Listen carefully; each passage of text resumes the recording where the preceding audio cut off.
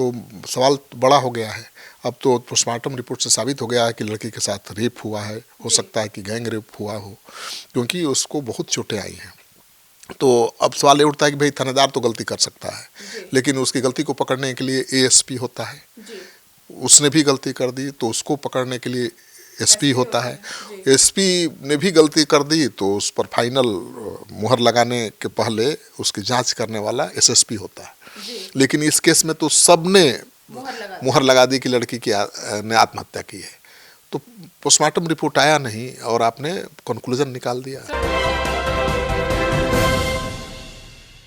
Panorama group, जो सोचता है वो करता है। आपके अपने सपनों का आशियाना। नीट छात्रा से रेप और मौत का घटना, थाना प्रभारी ने गलत रिपोर्ट दी। एएसपी और एसपी ने बिना जांच सुसाइड बता दिया और एसएसपी का रेप से इनकार करना। नमस्कार, आप देख रहे हैं सिटी पोस्ट लाइव। मैं हूं सृष्टि राज। नीट की तैयारी कर रही छात्रा की मौत का मामला अब तुल पकड़ने लगा है।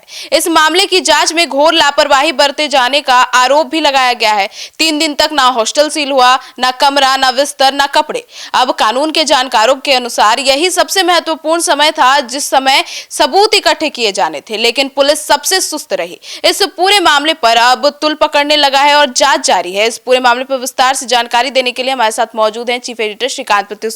सर, क्या है ये पूरा मामला? देखिए, तो आपने ठीक कहा। थाना प्रभारी रोशनी कुमारी ने एक कहानी गढ़ी कि लड़की ने सुसाइड किया है। उसी कहानी को एएसपी ने आगे बढ़ा दिया, मान लिया सही।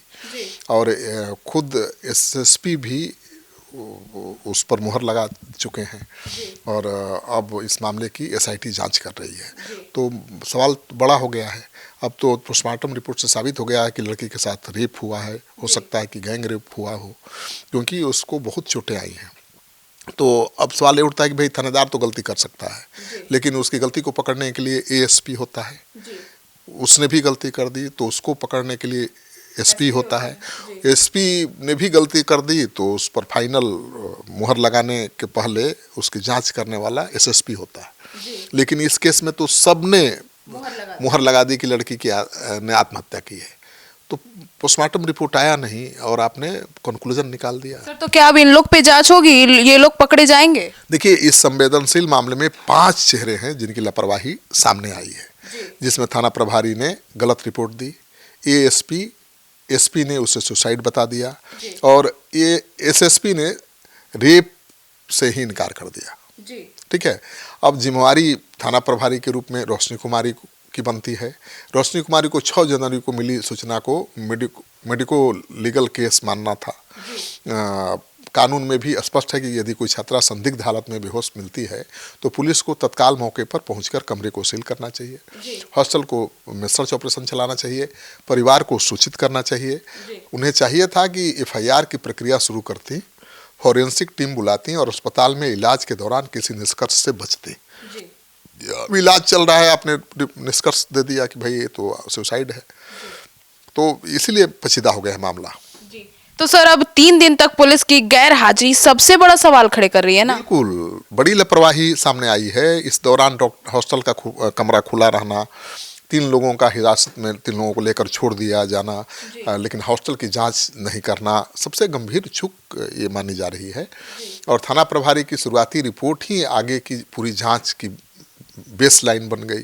किसी ने नहीं सोचा कि थाना प्रभारी ने सही रिपोर्ट दी है या नहीं, और उसके बाद कोई अधिकारी चुनौती भी नहीं दिया थाना प्रभारी की रिपोर्ट को। सब उसको क्रॉस चेक करने की प्रक्रिया करने की बजाय उसी पर मुहर लगाते चले गए।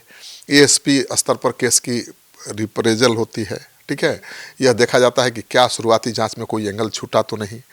एएसपी अभिनव कुमार ने थाना प्रभारी की रिपोर्ट को ही आधार मान लिया। न कमरे की फॉरेंसिक जांच कराई गई, न नए सिरे से संदिग्धों को जोड़ा गया या उनसे पूछताछ की गई। यह वह टाइम था जहां केस को सही दिशा दी जा सकती थी, लेकिन कैजुअल अप्रोच से ही काम किया गया और ऐसा मान लिया गया कि मामला सुसाइड का है, दब जाएगा। तो अब तो पोस्टमार्टम रिपोर्ट के बाद बवाल मचा हुआ है। सर, तो ये संवेदनशील केस में पोस्टमार्टम से पहले निष्कर्ष नहीं दिया जाता है, लेकिन यहाँ सीधे जो है वो जजमेंटल होकर अब बता दिया गया कि ये रेप नहीं सुसाइड था। बिल्कुल, जजमेंटल बयान नहीं आना चाहिए जब तक पोस्टमार्टम रिपोर्ट नहीं आया हो। देखिए, एसपी परिचय कुमार ने बिना पोस्टमार्टम रिपोर्ट के ही सीधे सुसाइड बता दिया। नींद की गोली और मोबाइल सर्च की कहानी सामने लाए। मेडिकल रिपोर्ट में उनकी सभी बातें गलत साबित हुई हैं। बिना जांच के नीचे के अफसरों की रिपोर्ट पर भरोसा कर लेना ही उनकी भूल है। एसएसपी का काम अधीनस्थ अधिकारियों की रिपोर्ट को क्रॉस वेरीफाई करना होता है, खासकर तब जब मामला यौन शोषण से संबंधित हो। बहुत सेंसिटिव मामला है ना भाई। एसएसपी ने भी यौन शोषण की संभावना को सीधे खारिज कर दिया। अब एसएसपी ने किसी प्राइवेट डॉक्टर की रिपोर्ट पर भरोसा कर लिया, ये बड़ी बात है। पोस्टमार्टम रिपोर्ट आने के बाद वही बयान पुलिस के लिए अब संकट का सबब बन गई है। अब पुलिस के भूमिका पर, पुलिस के कार्यप्रणाली पर सवाल उठ रहे हैं। तो चूक तो हुई है इन 5 अधिकारियों से। सर, तो महिला डॉक्टर का हवाला देकर रेप से इनकार कर दिया। बिल्कुल, प्रारंभिक डॉक्टर की जिम्मेवारी होती है कि यदि संकेत क्लियर ना हो तो रिपोर्ट रिजर्व रखना चाहिए। ठीक है, डॉक्टर को कानूनी निष्कर्ष नहीं निकालना चाहिए, लेकिन डॉक्टर ने कह दिया कि रेप नहीं हुआ है। प्रभात मेमोरियल हॉस्पिटल के डॉक्टर ने रेप से इनकार कर दिया, लेकिन शरीर पर चोट के निशान बताए। वो कैसे आए ये न तो पुलिस बता पाई और न डॉक्टर। डॉक्टर सतीश ने जिस महिला डॉक्टर के आधार पर रिपोर्ट बताई, उसी की शुरुआती राय से पुलिस ने रेप की संभावना से इनकार कर दिया। जबकि पोस्टमार्टम में जननांग पर चोट, टिश्यूज, ट्रामा और संघर्ष के निशान मिले हैं। यहीं से सवाल उठता है कि क्या शुरुआती मेडिकल जांच अधूरी थी और पुलिस जल्दबाजी कर गई। भाई, फूंक फूंक कर कदम रखना चाहिए था पुलिस को। हॉस्पिटल की तरफ से कहीं कोई गलती तो नहीं हुई। और अभी तो पप्पू यादव ने भी आरोप लगा दिया है कि हॉस्पिटल में बहुत बड़ा खेल हुआ, लड़की के अभिभावकों के साथ बदतमीजी की गई और रेप को आत्महत्या साबित करने की कोशिश की गई। तो मामला तो और तूल पकड़ता जा रहा है। जितना पुलिस छिपाने की कोशिश कर रही थी, वो उतना तूल पकड़ता जा रहा है। जी सर, पोस्टमार्टम रिपोर्ट आते ही पुलिस की सारी थ्योरी झूठी पड़ गई। बिल्कुल, पोस्टमार्टम कैमरे के सामने हो, ये तो मांग परिवार ने की थी, पुलिस को करना पड़ा। और पोस्टमार्टम में गर्दन, कंधे, चेस्ट पर नाखूनों के निशान और पीठ पर रगड़ने के नीले निशान मिले। मतलब लड़की को बेरहमी से रगड़ा गया है जमीन पर, बेरहमी से उसे नोचा गया है, खरोच के निशान मिले हैं। तो ये तो प्रथम दृष्टया ही लगता है कि ये जोर जबरदस्ती का मामला है। लड़की ने स्ट्रगल किया, संघर्ष किया, अपने आबरू बचाने की कोशिश की और इस दौरान वो आहत भी हुई, घायल भी हुई। लेकिन फिर भी आत्महत्या की थ्योरी कैसे गढ़ दी गई, मुझे समझ में नहीं आता है।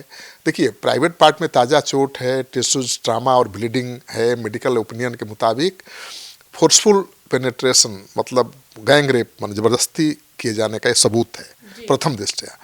तो एक से ज़्यादा लोग भी हो सकते हैं, अब तो पुलिस भी कह रही है। लेकिन पुलिस ने कहा कि ये डिप्रेशन में आत्महत्या है। अरे भाई, आत्महत्या है तो शरीर पर खरोच के निशान कैसे हैं? आत्महत्या है तो लड़की के पीठ पर उसको रगड़ने के निशान कैसे हैं? नीले पड़ गए हैं, पीठ नीला पड़ गया है। ये तो साफ लग रहा है कि किसी ने उसके साथ जोर जबरदस्ती की है, उसके साथ मारपीट किया है, उसको नोचा है, खरोचा है। और आप कह रहे हैं कि आत्महत्या है। आत्महत्या करना था तो दवाई खाती मर जाती। तो इतनी असंवेदनशील पुलिस हो जाएगी तो सवाल तो उठेगा उसकी भूमिका पर। सर, अब पुलिस क्या कर रही है? देखिए, मेडिकल बोर्ड से पोस्टमार्टम पुलिस करवा चुकी है, सच्चाई सामने आ चुकी है और मामला तूल पकड़ने के बाद ही ये सब कुछ हुआ है।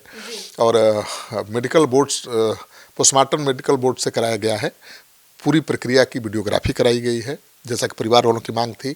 पोस्टमार्टम रिपोर्ट में शरीर पर संघर्ष के निशान और यौन हिंसा से जुड़े मेडिकल संकेत सामने आ चुके हैं। पोस्टमार्टम रिपोर्ट को सेकेंड ओपिनियन के लिए भेजा गया है एम्स में, ताकि विवाद बढ़ने पर कोई रास्ता बचे। नहीं तो विवाद होगा फिर। तो रिपोर्ट को एम्स भेज दिया गया। अब एम्स की रिपोर्ट क्या आती है तब पता चलेगा। लेकिन प्रथम दृष्टया तो लगता है रेप है। हाँ, रेप नहीं है, इस बात को साबित करने के लिए जांच की जरूरत थी ना भाई। आपने पहले ही कह दिया कि रेप नहीं है। ओपिनियन के लिए उच्च चिकित्सा संस्थान एम्स है, वहाँ भेजा गया है। पुलिस का कहना है कि अंतिम निष्कर्ष विशेषज्ञों की राय के बाद ही तय किया जाएगा। हॉस्टल वार्डन कर्मियों से पूछताछ हुई है। शंभू गर्ल्स हॉस्टल के वार्डन और कुछ कर्मियों से पूछताछ की गई है। पुलिस के अनुसार छात्रा को अस्पताल ले जाने और उस दौरान हुई गतिविधियों को लेकर कई लोगों के बयान दर्ज किए गए हैं। हॉस्टल संचालक को जेल भेजा गया है। तो कार्रवाई तो हो रही है, लेकिन अब क्या फायदा जब सारे सबूत ही मिट गए? सारे सबूत ही मिट गए। और सवाल ये भी उठता है कि क्या लड़की बयान देने लायक भी नहीं थी? अब तो भाई पुलिस पर भरोसा ही लोग नहीं न करेंगे। लड़की जिस हालत में अस्पताल में भर्ती कराई गई थी उसका बयान भी तो लिया जा सकता था। अब तो जो कहेगी पुलिस वही मानना पड़ेगा, क्योंकि अब पुलिस कह रही बेहोशी की हालत में थी, तो होश में तो आई होगी। और होश में नहीं आई, बिना उसका बयान लिए, उसके शरीर पर खरोंच का निशान है, फिर भी आपने एक झटके में कह दिया कि ये आत्महत्या है। और ये निशान परिजन देखे पर डॉक्टर नहीं देख पाए। देख पाए, डॉक्टर ने देखा, देख करके जानबूझकर मैनेज करने की कोशिश की है। पुलिस ने अनदेखा किया है सब कुछ जानते हुए, इसलिए तो पुलिस फंसी हुई है। अब जवाब सूझ रहा है क्या? अब डीजीपी ने एक्शन ले लिया है, एसआईटी का गठन कर दिया है, आईजी को जांच का जिम्मा दे दिया है। अब बचेंगे क्या कोई अधिकारी? तो लापरवाही पकड़ी गई है और डीजीपी विनय कुमार ने इसको गंभीरता से लिया है। मुझे नहीं लगता है कि इसमें पुलिस अधिकारी बचेंगे, सब फंसेंगे। तो सुना आपने हमारे इस डिबेट को, तो अब देखना होगा कि यह मामले में अब क्या सुनवाई होती है और इन पुलिस कर्मियों पर क्या एक्शन होता है। फिलहाल इस खबर में इतना ही। आगे की अपडेट्स के लिए जुड़े रहिए हमारे साथ और देखते रहिए सिटी पोस्ट लाइव। धन्यवाद।